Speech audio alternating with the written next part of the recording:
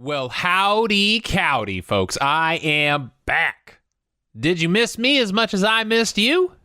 I was gone for like a whole week, and I'm already distracted. But as I said, I had something very special for you all when I got back, and now it has arrived. You can already tell by the title of the video who I got to chat with, so without further ado, let's get to it. Greetings, everybody. Today, I have a huge treat for you all. I am joined with a legend of old school action. You have seen him beat up Arnold Schwarzenegger in Commando as Bennett. You have seen him blow up Mel Gibson in The Road Warrior as Wes. The man who has done more in his 70s than most actors can do in their entire lives. The one, the only, Vernon Wells. This is Redeye Review.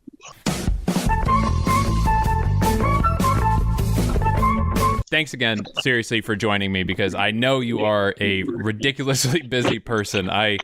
Before the interview, I checked out your IMDB, and I think I counted 30 projects currently wrapping, and I want to say another 15 or so in pre-production.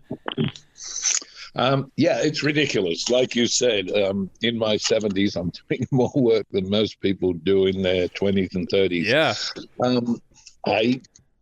I just keep getting hired by people to do films, which I love working. So it's a great pleasure. And I tend to get all these wonderful roles, these diversified roles. You know, I'm not just coming out and being the villain. I get roles that have a lot of depth to them. Yeah.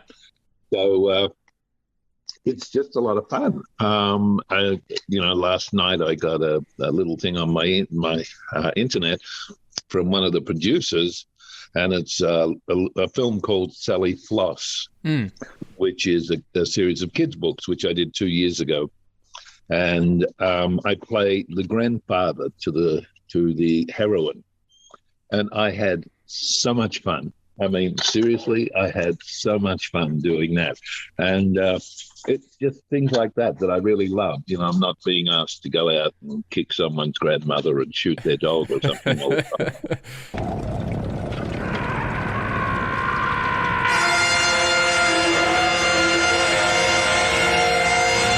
time. With Wes on The Road Warrior, I did some digging.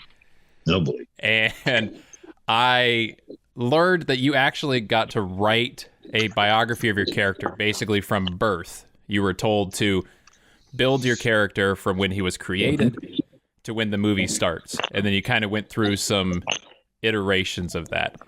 I really wasn't an established actor in any way, shape, or form. So I had a few questions for George, and I said, I don't get him. I really don't get him. And George said, okay. He said, let me ask you a question. If the world ended tomorrow, not with an atomic explosion, if a sunspot just zapped everything electrical and we're back basically to having to do things with pen and paper. Yeah. And at the end of your street where you lived, there was this huge, big shopping mall. And in it had a huge, big grocery store that had lots and lots of canned and all kinds of goods in cans and bottles and all kinds of things. What would you do? And I said, well, shit, I guess I'd go down there and try to get as much as I could get so that I could survive. He said, And you're down there and you notice that the people from 2 blocks over are going to come and do the same thing. What would you do then? I went, I'd probably go and get some of my friends on our street and go back and protect what was ours. And he said, and if they kept coming, I'd shoot them. He said, welcome, Wes. That was his whole basis. And you know what? That was the basis of where Wes came from. Wes was a survivor. Yeah. He'd been in Vietnam. He'd come through all of that. He knew how to survive. And coming into this apocalypse, he knew exactly what he wanted to do and how he wanted to do it. His main objective was to get rid of the big guy with the strange mask on so he could take over. Yeah. You know, Humongous was his only foil. When Mad Max starts, we have Wes has come through an horrific time where he's lost everything that was his family, all of that. And the feral kid, which everybody assumes is my lover, which it never was that way. Yeah, right. The feral kid becomes his surrogate son. Because he needs to find something to cling to that reminds him of the life he had before this. And so there is that small part of him which is still humanity. Yeah, so he has this physical representation with him that he basically desperately needs to hold on to this guy to remind himself that there's still something in him that is striving for that normalcy. Yep. But is forced into this other thing. And the thing about that was that that kid was blonde, blue-eyed, and gorgeous. Yeah. A world of devastation and nothing but horrific things to look at. So he became the beacon of everything good. Yeah. World of everything bad. So do you like that approach to character building more with other roles you've done? Like, have you taken that approach with building a backstory for most of your characters you go into? Yeah, George kind of corrupted my whole life. He gave me something that I don't get into these things going, oh, this is what I have to do. I have to do this biography and go through this. Yeah. Most of the time I will read the character, and from what is written on the page, I will assess who and what he is and why he's doing what he's doing. And to me, that's the way I like a character, is because the more humanity you give him, regardless, like I was told way, way back, no villain thinks he's a villain. He thinks he's a good guy. Right. He's trying to do something that he feels is right. The good guy, our hero, is trying to stop him. So therefore, he considers him to be the villain. Right. So, the minute you start playing a villain as a villain, he's terrible. Yeah. Most important question about Wes before we move on. Will we see you return in a pair of assless chaps before the end of your career? You know what? I doubt it. George, I know George pretty well, and we talk about this. As he said to me, I was in Japan for the launch of Fury Road. I was there after they did the 3 films in a row, and they had some of the cast from the original, and then they had me from mine, and then George was there, and we did a question and answer, and George came on stage, and we did our thing with him. Then we went out and had dinner, and I was talking to him about it, and I said, so you're going to put me in the next one? And he just looked at me and he went, if I put you in the film, it doesn't matter what I do with you, I would have to make you blind, dumb, and a bag over your head so they could never see your face. And it wouldn't really be worth the effort, because the minute they see you, we're doing Road Warrior again.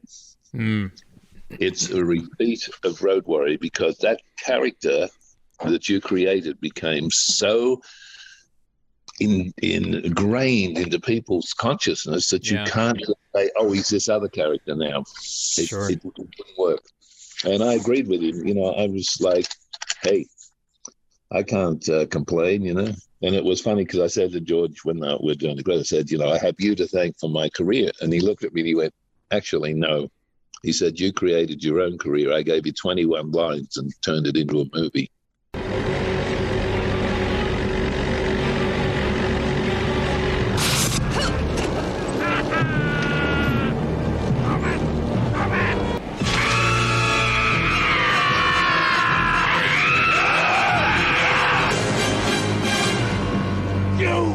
You can run, but you can't hide. Well, I mean, they made you into a action figure. Like I think once you're an action figure, you can't re-enter that universe anymore. Yeah, it's over. You're doomed. I don't need no gun. I'm gonna kill you now. I'd done Weird Science for the producer, for Joel Silver. And it was on Weird Science that Joel Silver said, I'm doing this film with Arnold Schwarzenegger, and I'd love you to be the villain. And I had no clue who Arnold Schwarzenegger was. Couldn't even say his name, for goodness sake. And he took me to meet the director, and the director said, no, I've already cast that role. And besides, he'd probably do it like Wes, which I thought, well, that can't be too bad. But anyway. Yeah. So I went back to Australia, and they began shooting, and it was probably close to 2 or 3 months later that I got the phone call saying that there was an airline ticket for me at the airport, and I had 24 hours to get my life into gear and get to America. Wow. So that was my beginning. But the funny part of that was that when I arrived, I'd been in the air for 12 hours, got up very early to have them do my hair, take my beard off, do all these things to me, put me in a costume that really didn't quite fit, and try to adjust it and get it all ready. And I got on the set, and I was just very sleepy. And I was kind of walking through the rehearsals and mumbling a lot. It was the scene with Arnold strapped to the table. Yep. Put the knife to his throat and do it. And Arnold kind of called Joel over and said he didn't think it was going to work because, I just looked like I was a little pussy. And that's really not what you say to an Australian. Yeah, sure, yeah. So when we did the actual scene, because Joel said, well, let's just shoot this scene, and if it doesn't work, then we'll recast. We'll have to shut down production for a week or so. Yeah. So we did that thing. When they said action, I just went over, and I had this knife so far up Arnold's and doing his dialogue in his face. And when it was finished, Joel walked over to him and he said, so what do you want to do, keep him or we recast? And he just looked at Joel and he went, never give him a real knife. And that was it. We became very, very close friends through the whole thing. Wow. Had a lot of fun. He was a pleasure to work with. He's just like a big kid. How's your arm, John? Come over and find out. No thanks. Stick your head out. One shot. Right between the eyes.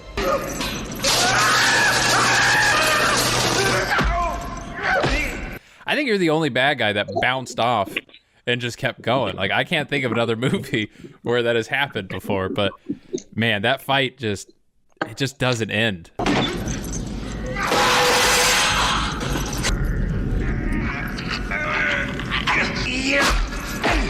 What's it feel like to be a dying man?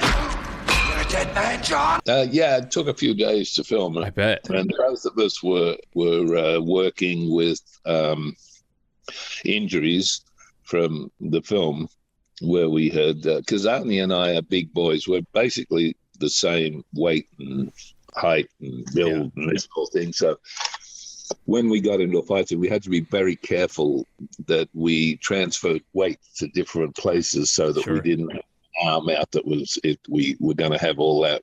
When he puts me in an arm block, he would snap my arm off if I didn't transfer my weight so that I could get off the ground. So there was a lot of things in all of that we had to be very aware of as two people doing those scenes. But we still managed to get screwed up and hurt. Sure. But it was just, as somebody once said to me, it was like watching two kids trying to see who could piss up the wall the highest. It was just this whole thing of, it didn't matter what happened. We were going to finish that fight. Yeah. Shoot you between the balls! Let off some steam, Bennett. And, as my wife said, it's one of those wonderful 80s schlock movies. Oh, yeah. That everything in it is just so out of control, but it's so wonderful to watch. Absolutely. Jumping to Inner Space, which is a very different, very, very different movie.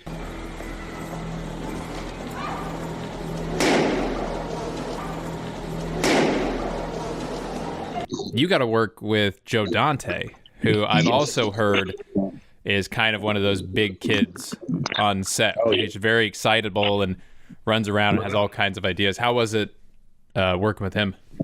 Oh, it was wonderful. I mean, Joe was just, I loved him. And actually, the funny thing is that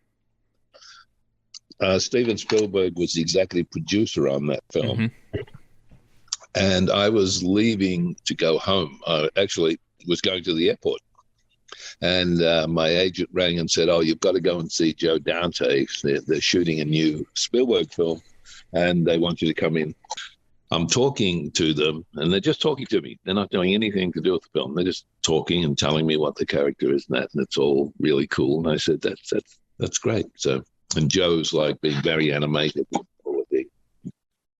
And he hasn't said much about what the character does, just sort of giving me this outline of that I'll have a fake arm and things. And I'm getting all intrigued because like, oh, this sounds like fun. Yeah. And I had to go, and they knew it. And they said, "Okay, we know you've got to go. So we'll be in touch," sort of thing. And I said, "Great." And it was a round table, but it was one of those where the tabletop is not secured to the legs, it just sits on the legs. I put my hands on the side of it with all my body weight and pushed up to stand up, and it came up, and I went back with this tabletop on top of me. And Joe Dante was standing there looking down at me. He went, "You know what? I've seen some ways of trying to get a part in the film, but that tops everything." We'll use the chip we have to miniaturize Mr. Igo. And inject him into putter. Right.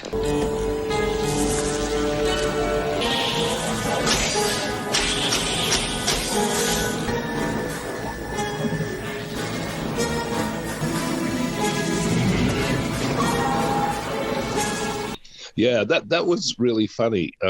In that scene where I get in the suit and get into the capsule. Yeah. And the capsule goes down under the floor. Well, we did it twice, 2 takes, and it worked perfectly and everything. And then Joe wanted another take. And they got it up and set it up. And inside, I had all these lights, like in the helmet. Yeah. So the face could be seen. And all these batteries inside the actual costume to run the lights. And they take it over and they take it down. They shut the thing. And then all the hydraulics went out. Oh, no. And I am a freak when it comes to being in small spaces, and I can't get out. Sure. It was so funny because they knew that, and I could hear the techie guys and the crew trying to get everything to work going. We've got to get this done as fast as possible. Vernon's going to go insane in there. He's scared shitless of being in. He's got that fear, Yeah. And I'm laying in this thing going, I'm going to die. I'm going to die in here. It's going to be big headline. Australian actor dies in suit under floor. Things were going through my head until I finally got it going. And of course, I came out. But yeah, it was a lot of fun. We're Time Force, and you're under arrest, Frantic. I don't need anyone. I'll destroy you myself. Yeah! I had so much fun being Rancic. It was just scary. Yeah. And I loved we're still friends. That whole cast. Oh, cool. Are still friends. And if there's a convention like this year, there's a convention they have every 2 years, which is just dedicated to that show. Not just mine, but the whole series. Yeah. And we all go. The whole cast. We're the only cast that goes. The whole cast. Cool. We all still love each other because we had so much fun together. It was so much fun. I was the first human villain that they ever had. And the part of it that I loved was that when I get injured and my face gets melted with the acid, when I'm walking down the lane and it's raining, the rain's pouring on me, and I stop and there's this pool in front of me on the ground. I look into the pool and I see what I look like. And I drop on my knees and just scream, like pounding the water. They didn't do stuff like that. It's a kid's show, but right. It's so adultish in a certain way. And I just loved it. And I mean, my entrance, I killed the Red Ranger, for God's sake. Right. How often that happen?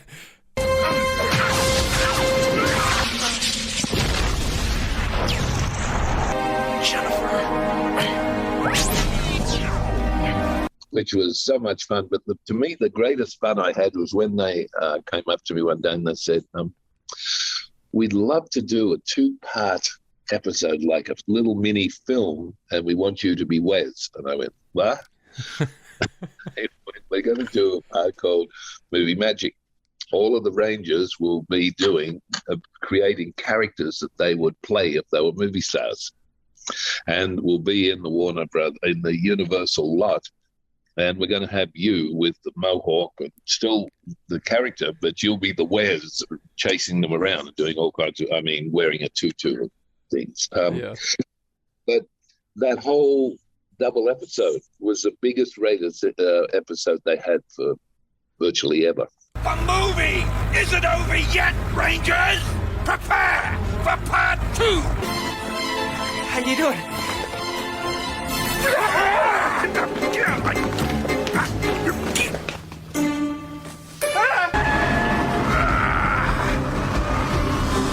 Now! Nice shot!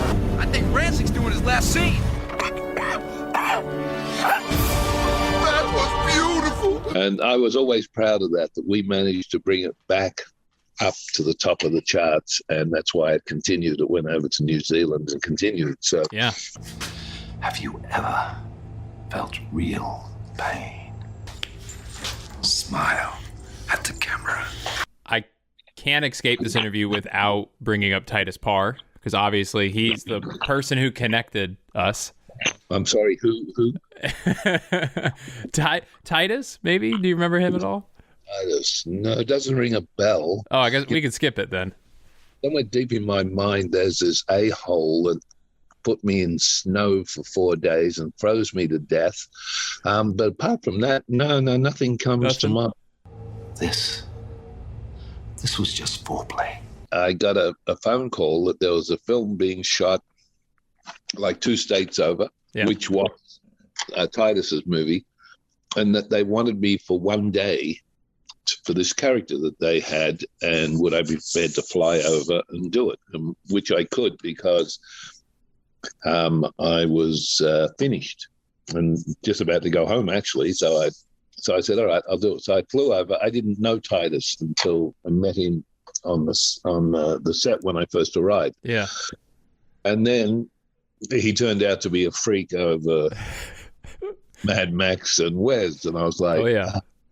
He went, we're going to shave your head into a mohawk and have an. I went, no, we're not. We need to. No, we don't. And it was this whole big thing of him and me. And I gave in and let him do certain things, like put the red in my beard and do it in my hair and make it look like I had a mohawk. You're my son. You come from a long line of proud bear hunters. And we just put together something that was magical, and nobody realized it at the time. I mean, it was just one of those things that the character I played, I adored.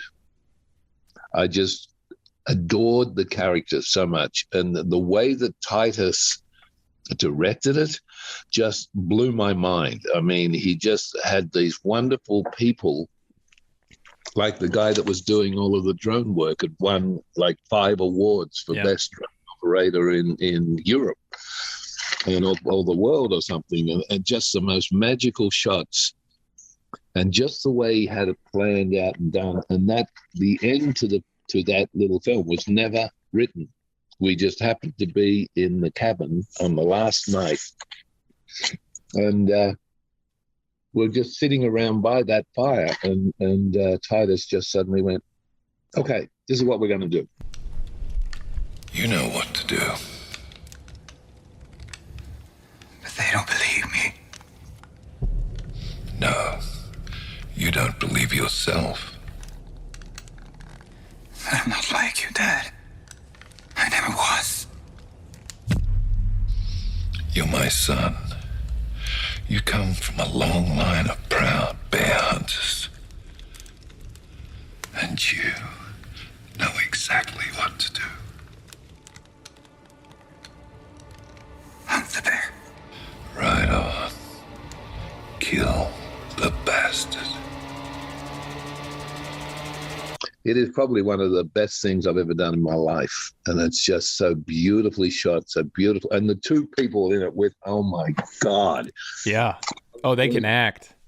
I was like, oh, great, show me up, you motherfuckers. You know, it's just like, they were so good. I was like, oh, dear God. But that was the point, is that they were just amazingly wonderful to work with. And it just held this thing together. And it's just like, it just grabs you by the kanakis and won't let go. I just loved it. Coolest thing you have kept from a movie or a show? The coolest thing was a fetus in a jar. I have all those when I'm walking through that whole area. There's all these jars full of fetuses that I'm breeding. I had one of them, and my wife got rid of it. I wonder why. Like it. But yeah, that was the coolest thing I ever got from a movie set. Oh yeah, she just yelled at me from the kitchen. I also had a square pig from another film I did. A square pig? Square pig. You know, when you're flying a spaceship and you have to stack this stuff into the cargo bay, if they're square, they're easier to stack. What is your strangest fan interaction that you've had? The couple of like the really fun one was I was doing convention up in where was I? Motor City in Detroit. Mm-hmm. And the convention just opened, and this family, the guy, his wife, and his two kids come round the corner, like straight over to my table. And the guy went, "You're the reason we came to this convention. We wanted to meet you." And I said, "Well, you're the first person here to meet me, so great." And they sort of wanted a couple of photos. I signed the photos, and I said, "So who are you going to see now?" And they went, "No one. We're going home." I went, "What do you mean?" I said, "We drove all the way down from Canada just to see you, and now we're going home." You have got to be insane. I wouldn't go around the corner to see me, let alone. I get some weirdly wonderful human beings come up to me, and they come up dressed as me. And I had a guy about 3 months ago at a convention, had the full costume. I mean, the full costume, the pants with the ass out of them, everything. Wow. And I was like, wow, that is really cool. I wouldn't wear it, but yeah, he does that. How do you wind up in 2 Slayer videos? Because the producer is a very, very good friend of mine. Yeah. And I love her to pieces. And she just rang me up one day and went, "Yo, you little shit, I'm doing a Slayer video and I'm getting all these 80s villains and things in it, and you're doing it." And I went, "Oh, that's nice. I'm glad. I really, yeah." So I went and did it, but I didn't play one of the villains. I played the guard. Yeah. Which was kind of fun. And they had me in the first one, and it was actually the Slayer, the band said, "We got to bring him back for the second one because he didn't die or anything."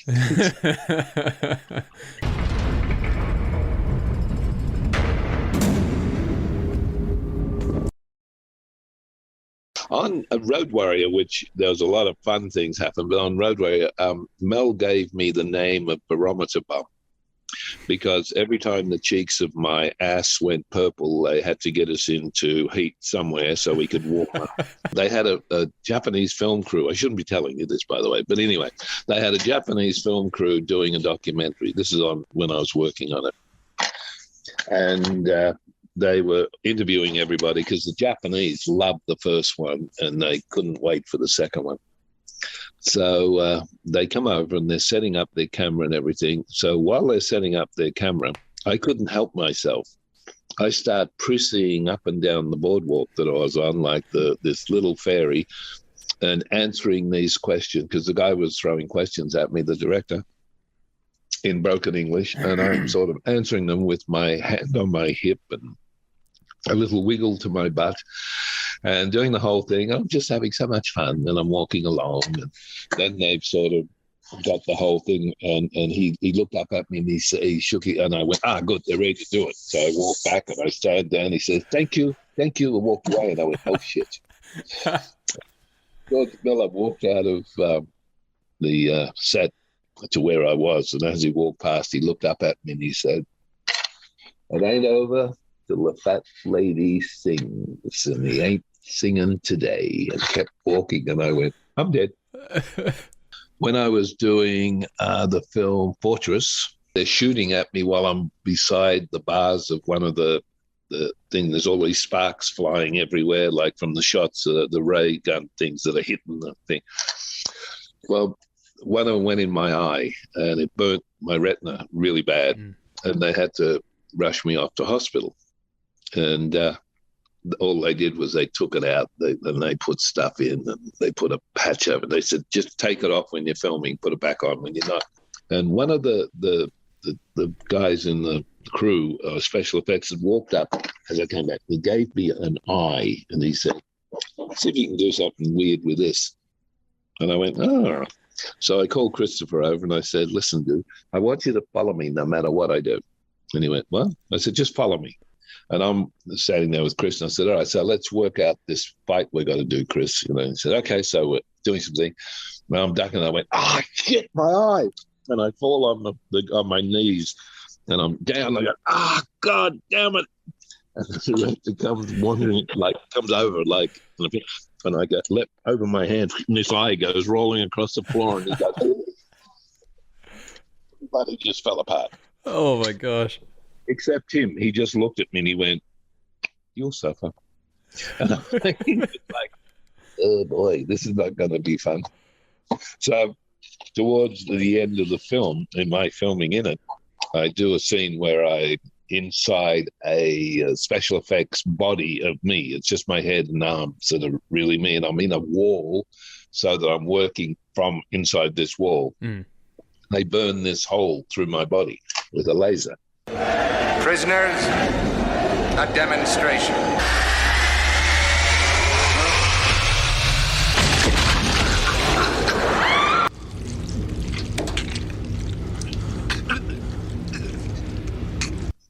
So we're setting up to do it, and it was so effing uncomfortable because I was on two angles, twisted. Oh, sure. So, every part of my body was aching. And they're setting up, and it was like a 4-camera setup to get everything they needed, because of the way it is with me. So they get all set up. Action, we do it. The laser goes, and everything happens the way it's supposed to happen. And cut. So in the first camera goes, "We had a problem, sir." "What?" "I think the stock got caught in the camera, so we couldn't get anything." And then all through the other 3 cameras have all got problems, right? Nobody's shot. Right. So I'm just standing there inside this wall still. And he goes, It was Stuart Gordon, by the way, was the director, and wonderful, wonderful human being who has passed away, unfortunately. So Stuart says, "All right, get him rigged for another take." And I'm like, "What?" I'm just about to scream, And so it got to the point where I was kicking the wall to get rid of the pain in my body. You're seeing it. Finally, they got the costume on me and everything's set up, the whole bit, and all right, camera 1, camera 2, camera 3, camera 4. Yep. Action. They do the whole thing. Cut. How'd it go? Yep, we all got it. And I'm like, and as he walks over to me, Stuart walks over to me and he goes, "Wasn't so funny now, was it? I got it on the first take," and walked away. Rise and fucking shine, asshole! How uncomfortable was the makeup in Circuitry Man, and how long did that take to apply? It took about, I believe, when they were putting all that, about 3.5 to 4 hours. I was in on set at 4 o'clock in the morning, getting made up. But the all of that stuff wasn't the worst part. It was they had to put this plastic skull cap on to put all of that stuff in on my head, and the problem was that the plastic would slowly start to shrink. Oh. So that it would be like holding my head in and I would be going insane. Yeah. It was, I mean, it was fun. It was a behind the scenes funny one on that was we were shooting out in the desert way up, and we're on the salt beds, you know, the Sargasso Sea or whatever it's called. It's now just the salt flats. We're shooting up there, and it was really hot. I mean, I'm talking really hot. And the crew has rigged up all these things that they can just pour water on themselves like they're having a shower, cold water shower. And I'm walking across the set in my suit. And one of the guys, crew said, Jesus, Vernon, don't you sweat? You know, because I just sort of stopped and turned, looked at him, and I went, androids don't sweat. And I kept walking, and all I heard behind me was, oh, fuck, man, is he into that character deep? Little did they know that there was so much water in this headpiece from my sweating that every time I moved my head, it went... You're just slowly inflating like a balloon. In the ocean, like having a washing away. Would you consider doing the Shrimp on the Barbie 2? Only if his Nibs directs it. Yeah. That was just so ridiculously fun. Shooting in New Zealand, and it was like Cheech and I got on like a house on fire. He was just so much fun to be around, and I got to do the most ridiculous things I like, you know, getting into a tank full of fish with a naked woman. I mean, come on, who gets to do that? Right. And there was fish nibbling at parts you really didn't want them to nibble at. It was like one of those ridiculous situations. But yeah, I mean, it was just so much fun, and the stupidity of it all. But yeah, I'd do it in a heartbeat. While shooting The Perfect Weapon, did you have any interactions with Steven Seagal, or do you want to talk about any of that? I had no interaction with anybody except for me, the director, and the people in the scenes. But Stephen was not even on set while I was working, but he was also married to the lead out of Weird Science. Yeah, Kelly LeBrock. And so I got to meet him there as well at a party one night. So I didn't know Stephen, but no, he wasn't on the set with me. It's always a pleasure, because this to me is like the same as going to a convention, as talking to people who like what I do, and getting to hear what people think about what I do, which is, as I said, that's what keeps me going, is the fact that people like what I do. If they don't, then I don't have a job. So, you know, and I'm booked for another 5 films this year, so they better like me. You know, there's a few things out there that I've done which I think are well worth looking at. Just go to my IMDb. You'll see all the stuff I've got that's out. I like most of the things that are coming out at the moment. Just watch them. You guys are who keeps us all going, and I just love doing it. It's fun. I shall do it for as long as I can. Thank you very much, Vernon Wells. It's my pleasure, sir. Anytime. I hope you guys had as much fun watching that as I did. And seriously, Vernon Wells is one of a kind. He is so nice. He is such a genuine dude. And I am very lucky that this little YouTube channel has allowed me to talk to some very cool people. So thank you all for being a part of this thing that gives me these opportunities. I appreciate it so, so much. If you liked what you saw, please consider subscribing to the channel, like the video, and leave me some comments. What is your favorite thing about Vernon Wells? On that note, go check out his movies. He is still making movies. He has done, like I said, 20 movies in the past 2 years. And there are some really cool ones out there, so go check those out. A huge shout out to the patrons on the Patreon page. I know you guys are fans of Vernon Wells. You also submitted some of those questions I got to ask him, so I hope you all liked it.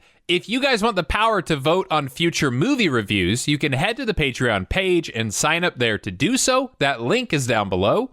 And a huge shout out to the Discord community because you guys also asked some awesome questions that I got to ask him.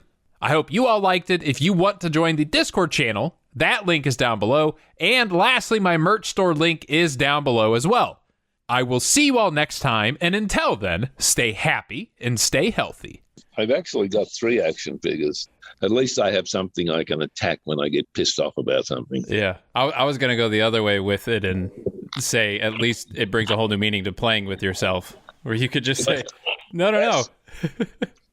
I like that. I'll have to remember that one. Yeah. Yes, playing with yourself, right? With 2 of me. Yes, one in each hand. God, I am just so good.